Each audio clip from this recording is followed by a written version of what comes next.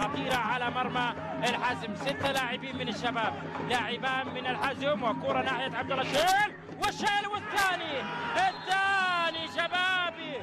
الهدف الثاني للشباب، الهدف الثاني للفريق الشبابي في الدقيقة 34، في الدقيقة 34. وفرح لبعض جماهير الشباب التي أتت توازر فريق الشباب، وحضورها قليل جدا في ملعب نادي الحزم بالراس.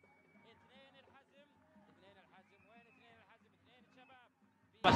شوف السعران، شوف السعران لعبها على طول لعبد الله شيل، وشوف عبد الله، شوف عبد الله لعبها على يمين راشد المقرن. الهدف الثاني، الهدف الثاني للشباب.